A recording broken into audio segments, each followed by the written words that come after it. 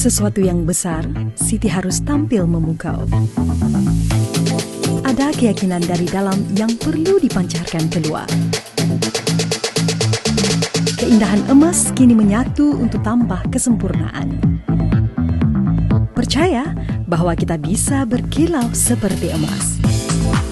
Simplicity Gold Edition, good as gold. Assalamualaikum warahmatullahi wabarakatuh. Insan muda, sahabat dompet duafa dimanapun berada, apa kabarnya? Semoga semua dalam keadaan sehat walafiat ya. Hari ini di tanggal 15 Oktober 2020, Humanity Podcast hadir bareng sama aku Dina Nobeda dan juga ada narasumber kita, ada Dr. Diana. Tentunya hari ini spesial karena memperingati Hari Cuci Tangan Sedunia. Jadi nanti kita mau ngobrol-ngobrol sama dokter. Tapi sebelumnya izinkan kami untuk buka masker terlebih dahulu ya. Kita buka dulu ya dok ya. Sebentar. Dan tidak lupa untuk menggunakan hand sanitizer. Protokol kesehatan harus tetap dijunjung tinggi. Oh gitu. Nah ini belum masuk loh, tapi aku langsung lihat ya. Oh ternyata hand sanitizer pun seperti tipe pemakaiannya. Oke, nanti kita detailnya mungkin akan dijelasin lagi ya dok. Jadi tentunya insan muda sahabat dompet duafa, sejak pandemi hadir ya, musibah pandemi ini, dompet duafa mempunyai program bersama lawan corona. Tentunya penyediaan alat pelindung diri APD, alat disinfektan, terus juga hand sanitizer, sabun cuci tangan, vitamin, layanan ambulans, kebutuhan harian, sosialisasi pencegahan virus corona. Tentunya ini program-program dompet duafa yang ingin menjadikan masyarakat semua tentunya tetap sehat, tetap terhindar dari penyebaran virus corona. Dan tentunya juga kita mengajak insan muda, sahabat dompet duafa untuk sama-sama melengkapi kebaikan program dompet duafa ini ya, dengan cara teman-teman insan muda, sahabat dompet duafa bisa ikut berdonasi melalui scan barcode yang ada di layar kaca ya. Kita bersama lawan corona di kanal donasi.dompetduafa.org/bersama lawan corona. Nah, izin lagi juga dok ya sebentar ya.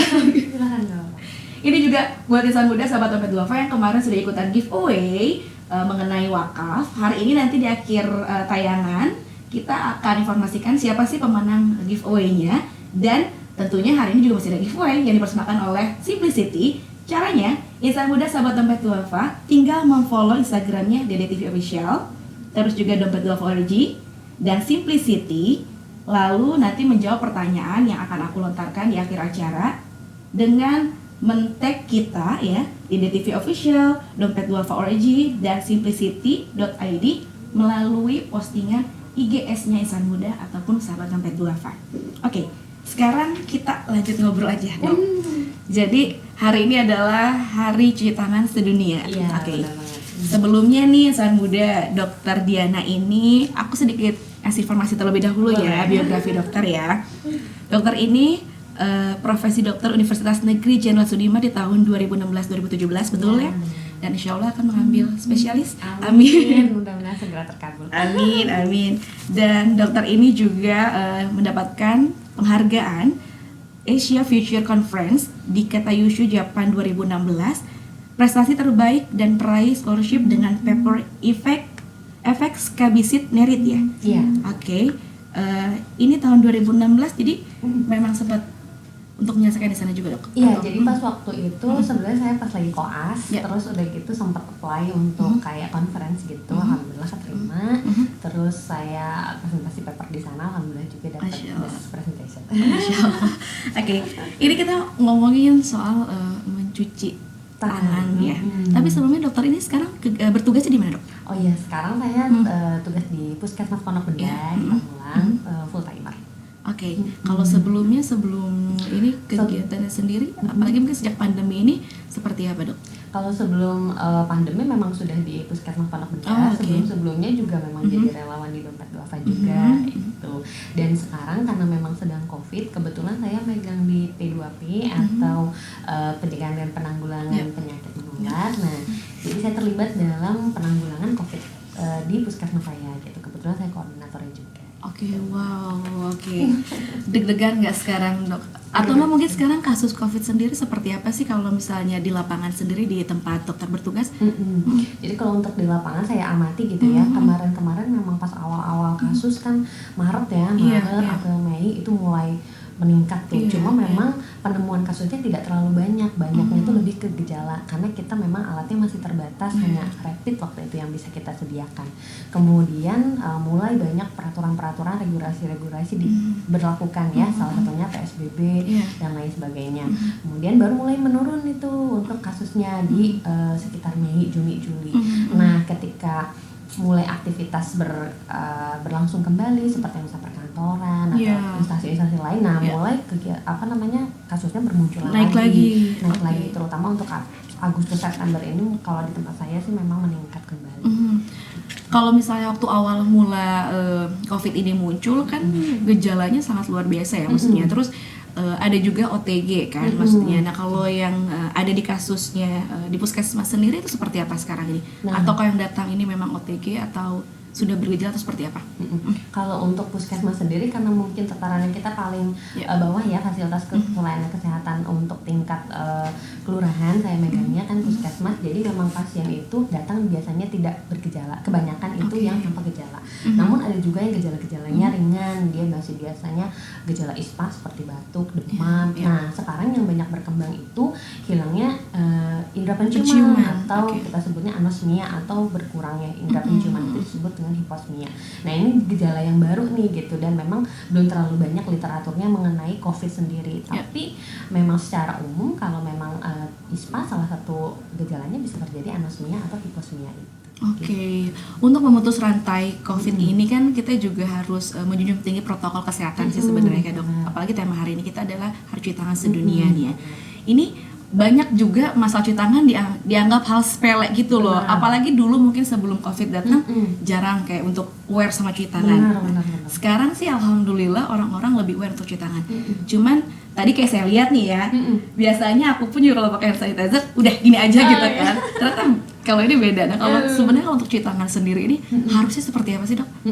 Jadi memang cuci tangan yang baik dan benar itu dia pertama harus ada fasilitasnya sendiri ya. Maksudnya kan mencuci ya namanya. Kita butuh ada air, airnya itu harus mengalir pertama ya. Jadi nggak bisa di air bejana atau air wadah yang tertampung, itu tidak bisa. Jadi dia memang harus dibiarkan mengalir. Kemudian airnya juga bersih pastinya ya. Yang kedua alat untuk yang membersihkannya, yaitu dia bentuknya sabun. Sabunnya itu sebenarnya kita nggak perlu yang susah-susah yang dengan antiseptik yang tinggi apa segala macam. Cukup sabun-sabun yang bisa kita temui sehari-hari itu bisa dipakai.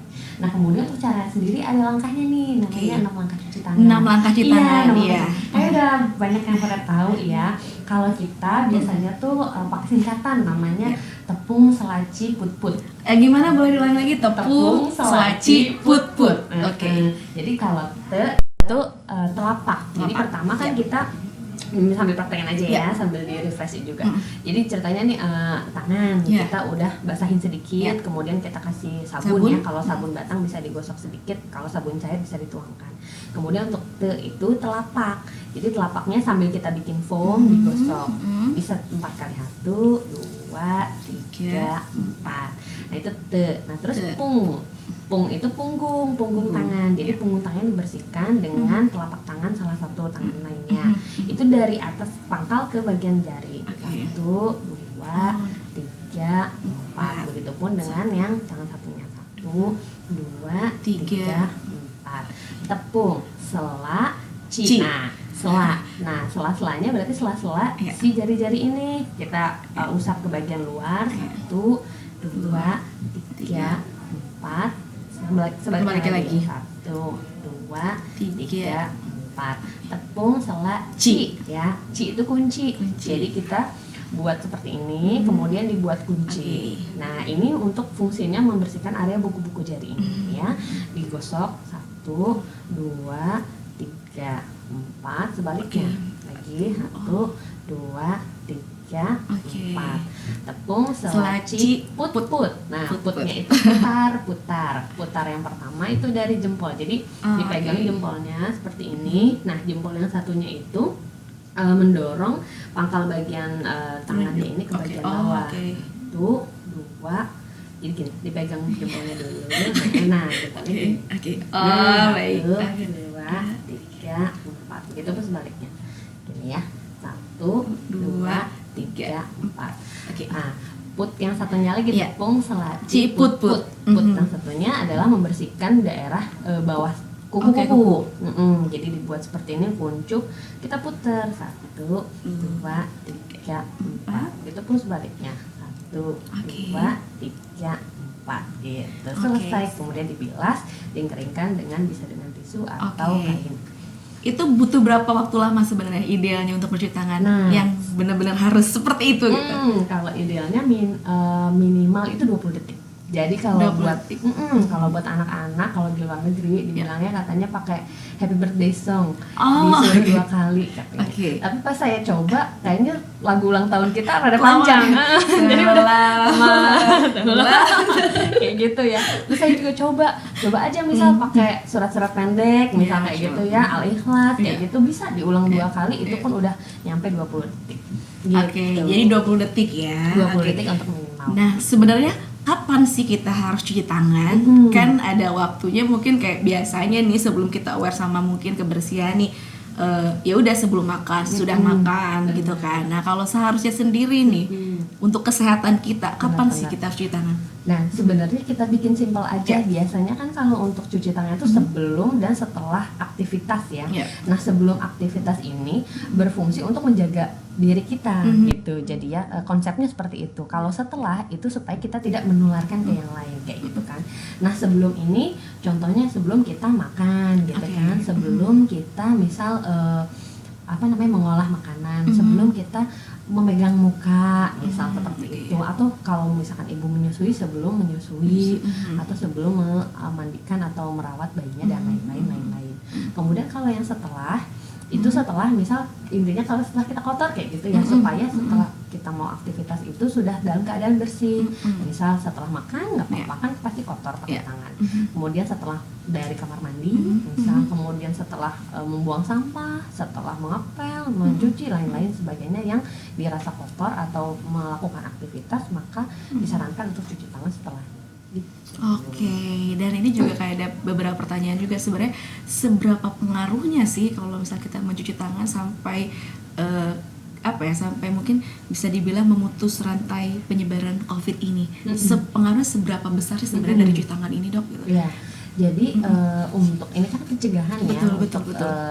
Cuci tangan ini banyak sekali memang penyakit-penyakit yang bisa dicegah dengan cuci tangan. Salah satunya yang ISPA ini. Dalam sebuah penelitian disebutkan di British Medical Journal itu dia melakukan penelitian pada satu kelompok yang disarankan untuk melakukan cuci tangan, kemudian untuk satu kelompok lainnya tidak disarankan, maksudnya tidak dibiarkan gitu ya, tidak dianjurkan untuk melakukan cuci tangan secara rutin gitu. Kemudian pada saat dilihat beberapa mungkin saat kemudian dilihat apakah terpapar ISPA atau tidak, ternyata sebanyak 50% itu bisa di-cut penularan ISPA-nya dengan cuci tangan. Begitupun dengan penyakit-penyakit lain. Kalau biasanya itu pada anak itu banyak diare atau ISPA yang bisa dicegah dengan cuci tangan ini, dan presentasinya kurang lebih sama lah. Kurang lebih 50%-an itu bisa di-cut dengan cuci tangan. Jadi sebenarnya sekali lagi nih insan muda sahabat dompet duafa, mencuci tangan tuh bukan hanya mencegah COVID pada saat ini, tapi seluruh penyakit secara umum ya itu bisa dicegah dengan cuci tangan. Dan tentunya tetap selalu menjaga kebersihan itu dengan mencuci tangan itu ya. Cuci tangan dalam artian harfiah loh, bukan konotasi ya, tapi kan bisa dibilang tadi cuci tangan memakai sabun ya merupakan bagian dari program perilaku hidup bersih dan sehat atau PHBS ya, betul ya Dok ya. Nah ini bagaimana kita cara mengedukasinya kepada mungkin anak-anak gitu, terus lansia dan teman difabel, karena bisa dibilang yang tadi dokter bilang kan, cuci tangan ini mencegah dari segala semua penyakit dan tentunya menjaga kebersihan itu. Bagaimana Dok? Jadi memang untuk kelompok-kelompok tertentu memang kita punya cara khusus tersendiri ya, harus punya lebih kreatif gitu ya kurang lebih. Karena untuk anak-anak sendiri kan kita susah ya untuk mengajak cuci tangan. Kemudian lansia ini banyak sekali yang mikir oh udah dewasa gitu ya, udah bisa. Padahal untuk lansia sendiri banyak keterbatasannya untuk melakukan cuci tangan, termasuk di dalam rumah sendiri. Apalagi mungkin difabel yang butuh perhatian khusus ya. Untuk anak-anak sendiri, nah pertama kita ajarkan dulu untuk caranya dulu yang benar tadi ya. Jadi kalau untuk yang 6 langkahnya biasanya anak-anak lebih gampang malah. Mereka tuh udah pinter biasanya. Kalau di sekolah-sekolah gitu ya kita penyuluhan, ayo tepuk selaci put gitu. Udah pada bisa. Nah tinggal yang dewasanya adalah menyediakan fasilitas untuk mencuci tangannya, termasuk di rumah. Bisa kalau di kamar mandi itu kan kadang kerannya mungkin tinggi, bisa dibantu untuk aksesnya lebih gampang. Kemudian akses untuk sabunnya juga sama, kita bantu untuk supaya anak itu bisa lebih mudah untuk mencuci tangan. Begitupun dengan lansia jangan sampai dengan dia sering kali cuci tangan ada resiko ya, maksudnya resiko terjatuh atau yang lain, itu diminimalisir gitu. Kemudian untuk caranya yang paling baik kalau menurut saya ya, yang pribadi itu kita praktekin itu benar-benar kita praktekin langsung, maksudnya misalnya lansia kita pegang tangannya kayak tepuk tuh gini bu, kayak gitu kan, atau anak misal punggungnya tuh kayak gini ma gitu, ini oma kayak gitu kan.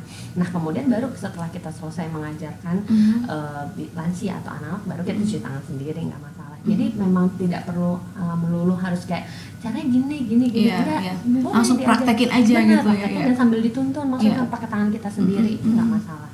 Untuk yang difabel biasanya mereka sudah punya alat khusus misal untuk narasikan cara mencuci tangan. Dan sama difabel pun terutama untuk tunanetra ya, itu emang lebih gampang untuk kita ajarin prakteknya dengan cara langsung dipandu kayak gitu. Nah itu akan lebih mudah untuk melakukan cuci tangan. Kalau misalnya untuk literasi atau edukasinya sendiri, sosialisasinya dari upaya mungkin dokter dan teman-teman yang lainnya seperti apa dok? Nah kalau kita biasanya kalau untuk anak-anak ya, pertama kita penyuluhan biasanya ke tempat-tempat yang banyak anak, misalnya di sekolah, tempat pendidikan atau taman bermain atau yang lain. Untuk lansia sendiri biasanya kita datang itu memang harus cuci tangan dulu sebelum, kalau saya sih tempat praktek ya banyak kan lansia anak-anak itu biasanya kita praktekkan. Kemudian di tempat-tempat umum yang biasanya banyak terjadi misal ruang tunggu dan itu kita fasilitasi untuk cuci tangan. Nah ngomong soal fasilitas umum nih ya, dengan adanya tempat cuci tangan. Kalau mungkin kalau di luar negeri juga sudah, justru luar negeri kan karena kebudayaan ya banyak ya. Melihat itu seperti apa sih dok? Kalau di kita sendiri udah banyak kah fasilitas seperti itu atau bagaimana dok? Nah mungkin karena ada COVID ya, jadi bagus ya. Contohnya itu pasar. Pasar itu kan padahal banyak ya transaksi. Kita pegang itulah banyak makanan itu segala macam bahan-bahan, belum uang ya lain-lain kita transaksi. Padahal kalau dulu nggak ada ya tempat cuci tangan ya ke kamar mandi dulu gitu kan. Jauh lagi kan. Udah gitu kadang ya maaf kurang terjaga mungkinnya kebersihannya gitu. Nah sekarang mulai bagus ini, mulai banyak lokus-lokus atau tempat-tempat untuk cuci tangan seperti itu. Dan biasanya sih memang harusnya seperti itu dari dulu seperti itu. Kalau untuk di luar negeri mereka sudah memang habit dibiasakan dari mulai pendidikan sekolahnya sudah dibiasakan, dan lokus-lokus untuk tempat cuci tangannya pun sudah tersedia dengan baik. Tinggal diingetin aja kayak gitu. Nah, mudah-mudahan Indonesia juga bisa nih, kita semua juga bisa transisi ya supaya menjadi cuci tangan tuh suatu kebiasaan dalam hidup kita. Nah, apalagi mungkin tepat hari ini di Hari Cuci Tangan Sedunia ya, yuk kita mulai lebih aware lagi sama cuci tangan dan bisa memfasilitasi cuci tangan dimanapun berada gitu, biar aktivitas kita lebih nyaman, lebih sehat ya dok ya.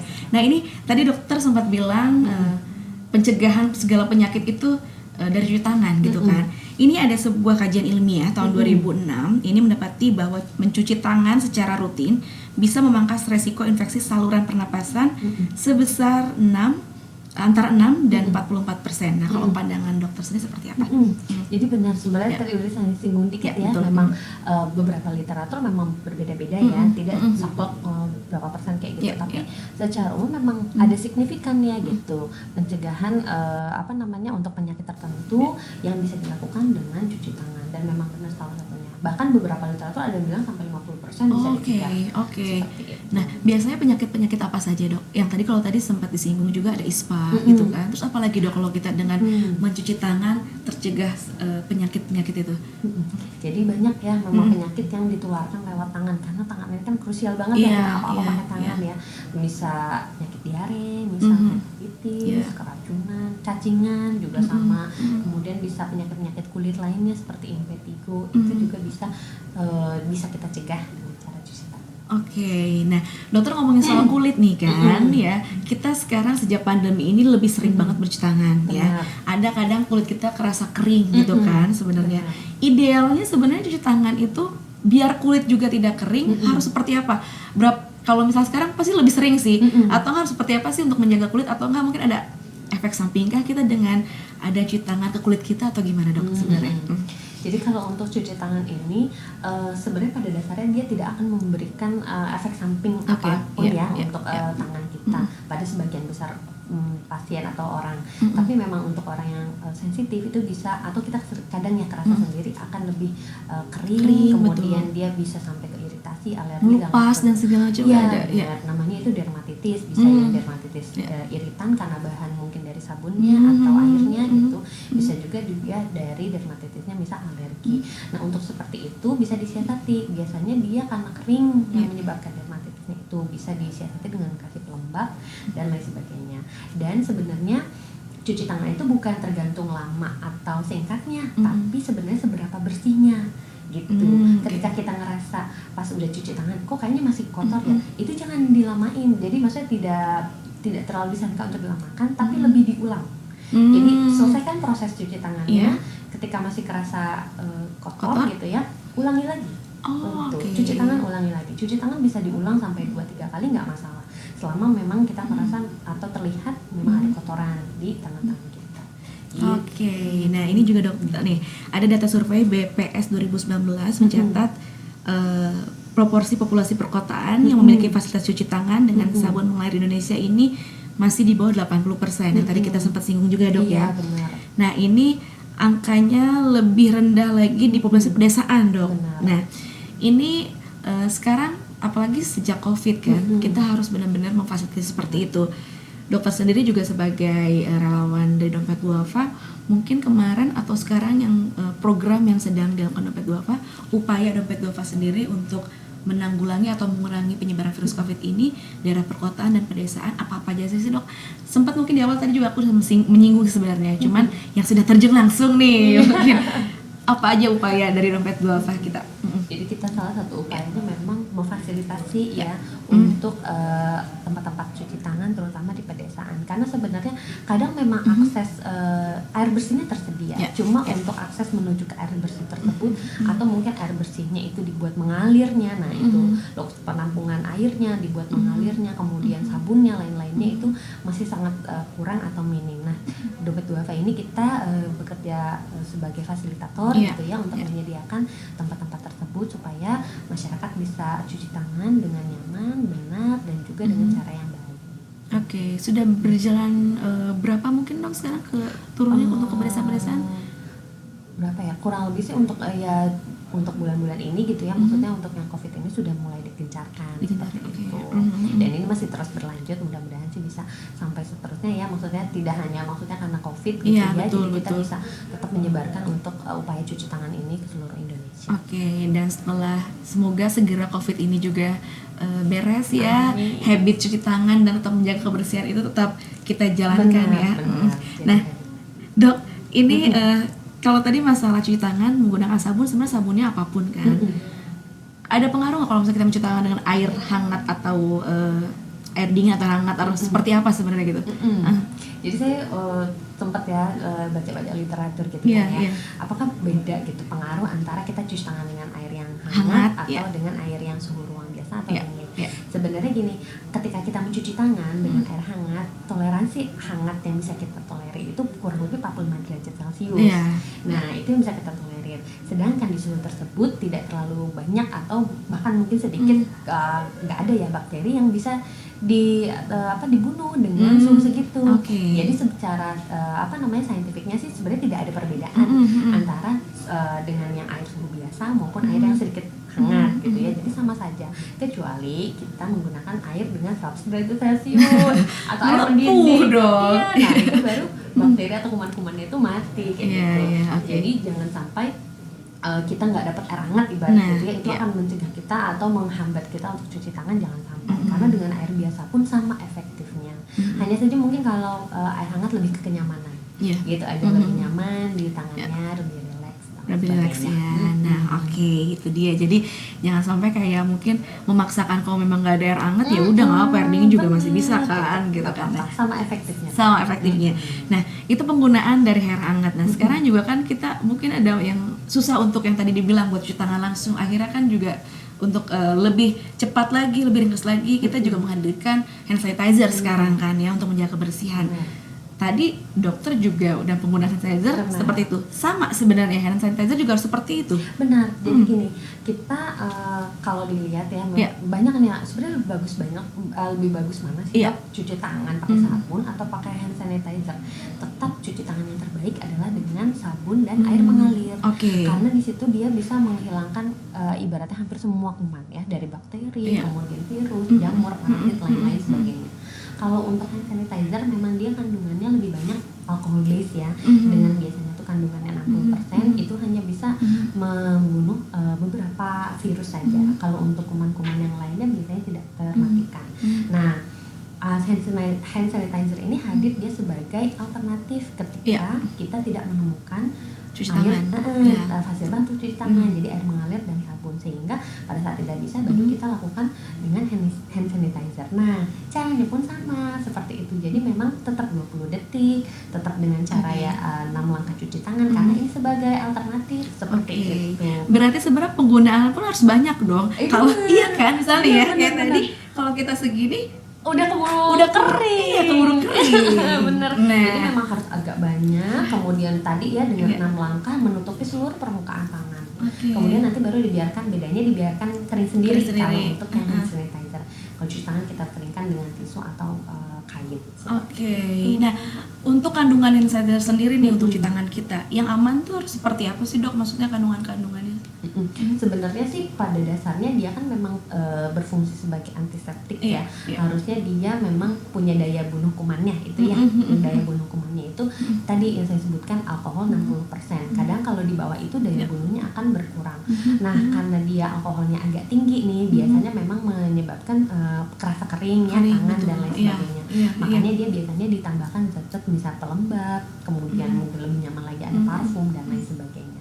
Itu sih yang penting, daya bunuh kumannya itu tidak berkurang, manfaat atau fungsi.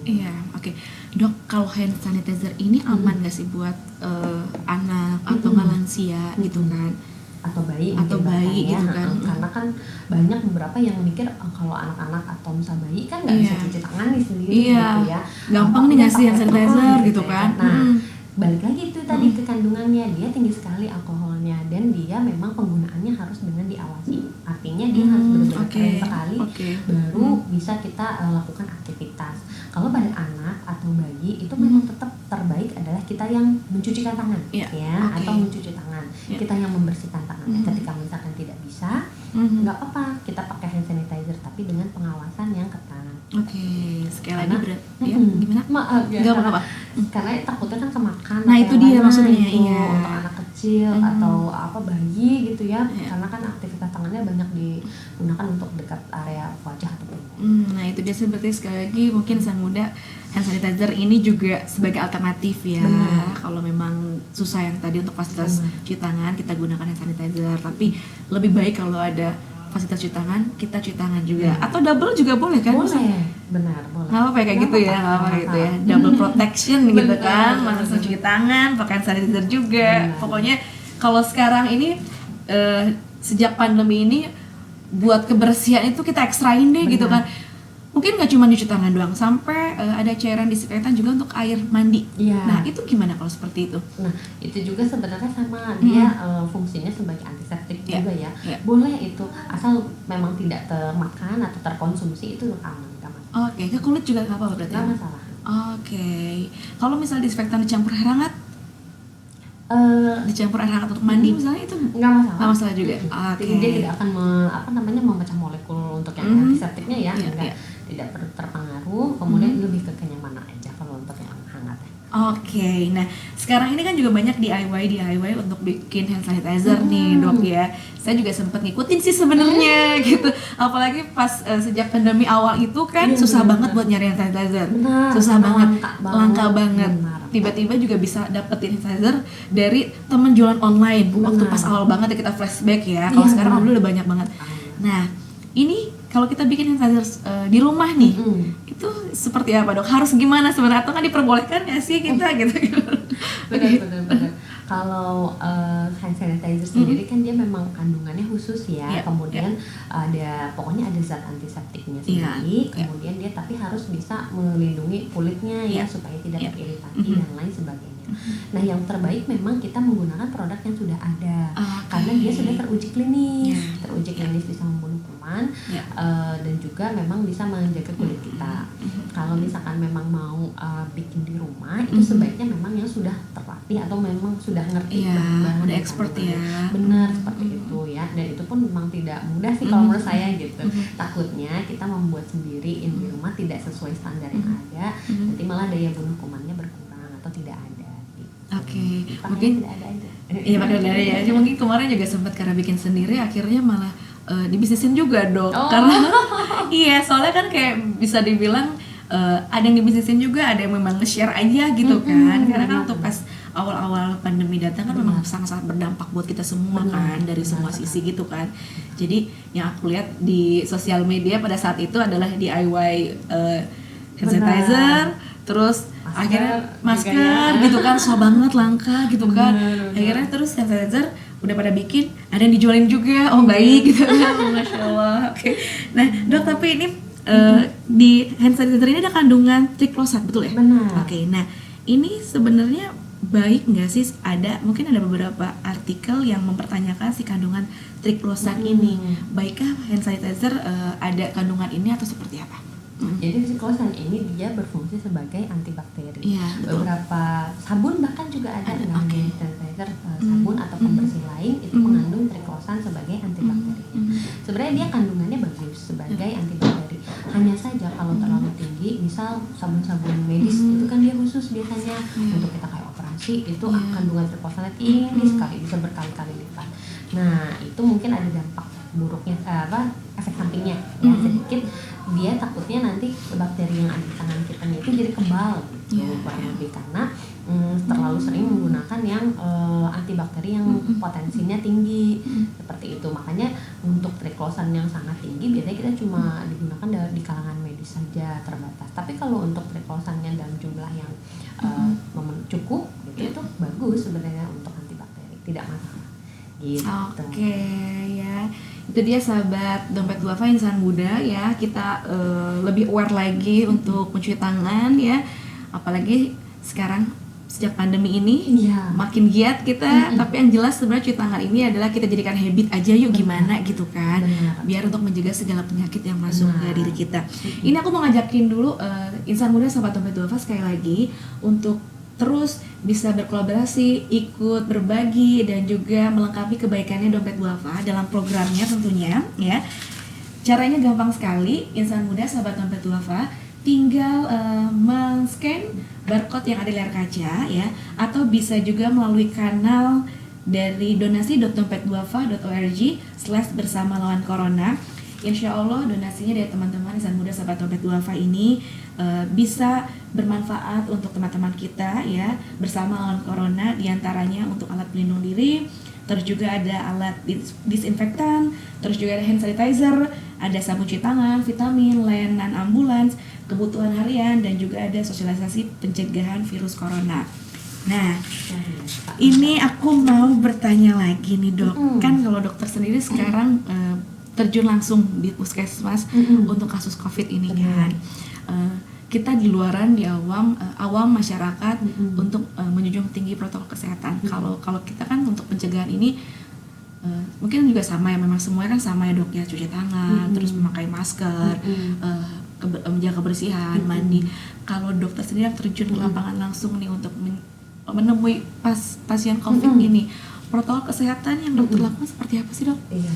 Jadi kita kalau di udah pelayanan ya atau medis sendiri, kita kalau dari APD-nya aja udah ada tiga level. Nah kita. itu dia yang aku lihat, ya Allah, Masya Allah luar biasa dokter. Iya benar. Jadi kalau untuk pelayanan sehari-hari kita pakainya APD yang level 2. Kalau untuk masyarakat umum itu APD level 1, bisa kita katakan seperti itu. Jadi dia dengan menggunakan masker sama sarung tangan, itu APD level 1. Kemudian untuk level 2 biasanya kita ada tambahan gaun dan face shield lain-lain. Nah APD level 3 itu tuh yang pakai hazmat yang putih-putih itu. Nah sebelum kita menggunakan itu pasti desinfeksi dulu ya, kita bersihkan dulu, kita pakai, baru kita kontak ke pasien karena mau nggak mau pasti kan kita harus kontak ya, dengan memeriksa pasiennya dan lain sebagainya, saling merujuk dan lain-lain.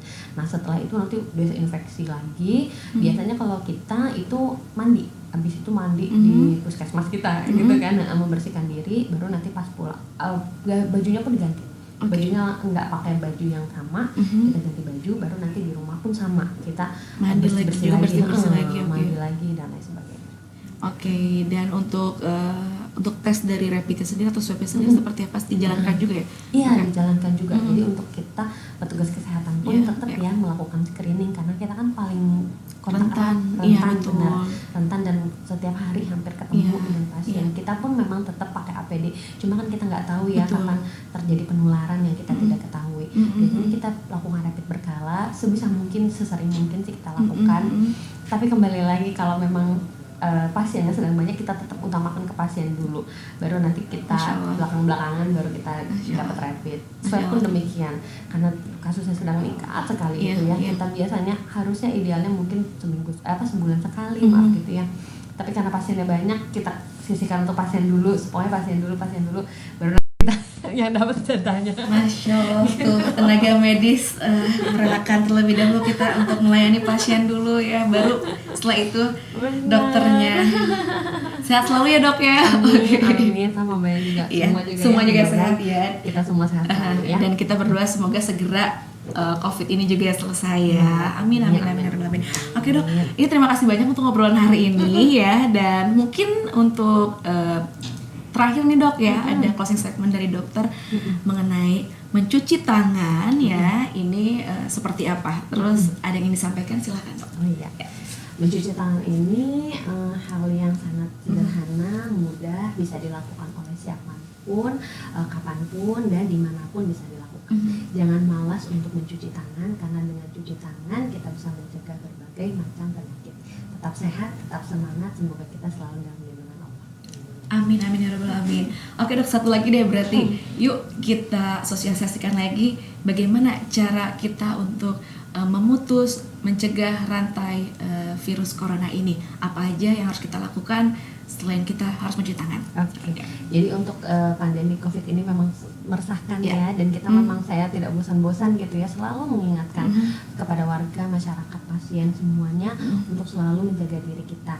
Jangan lupa untuk pertama tadi cuci tangan dengan sabun dan air mengalir apabila memungkinkan, kalau tidak bisa dengan pembersih tangan yang lain boleh.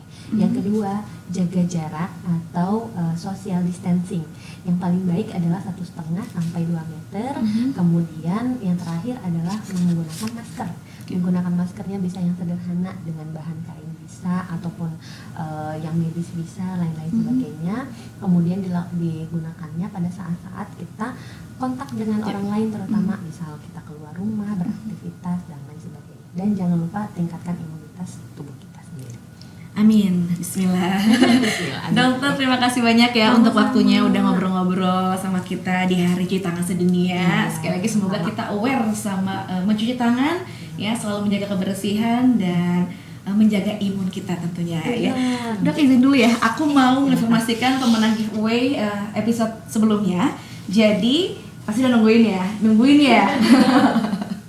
Oke, Isabra sahabat dompet duafa. Ini dia ada 3 orang pemenang giveaway yang sudah menjawab pertanyaan di episode sebelumnya ya mengenai wakaf. Selamat untuk Instagram Ami Utfiah ya, dan juga @rahmawulaner, @elisa2712 berhak mendapatkan hadiah dari Simplicity. Dan sekarang untuk insan muda sahabat dompet duafa yang pengen dapat hadiah dari Simplicity ini ya, tinggal jawab pertanyaan aku. Pertanyaannya adalah lebih mengajak sebenarnya Insan Muda sahabat Dompet Duafa, yuk ajakin teman-teman ya untuk mencuci tangan dengan ajakan kreatif, terserah seperti apa. Tag temannya, sahabatnya 3 orang, silahkan melalui IGS-nya Insan Muda atau sahabat Dompet Duafa. Sekali lagi, yuk ajakin atau mengajak teman-teman 3 orang teman kamu untuk mencuci tangan dengan cara kreatif, silahkan ya. Jangan lupa untuk nanti posting di IGS-nya dengan tag mention ke DDTV Official, terus juga ke @dompetduafa.org dan @simplicity.id ya. Jangan lupa follow juga semuanya ya. Terus subscribe YouTube channelnya Dompet Duafa. Nanti insya Allah kita akan mengumumkan pemenangnya di episode selanjutnya. Sip, kalau kayak gitu mau ngajakin juga nih untuk Insan Muda dan sahabat Dompet Duafa, jangan lupa untuk melengkapi kebaikan dari program Dompet Duafa dengan berkolaborasi. Caranya gampang banget. Insan Muda sahabat Dompet Duafa tinggal ikut berdonasi, tinggal scan barcode yang ada di layar kaca, dan juga bisa melalui kanal sekali lagi di donasi.dompetduafa.org/bersama lawan corona. Kalau gitu mohon maaf kalau salah kata. Kita berdua pamit, saya Dina Dromeda. Insya Allah kita ketemu lagi dengan kesempatan, tentunya masih di Gumani Talk Podcast. Wassalamualaikum warahmatullahi wabarakatuh.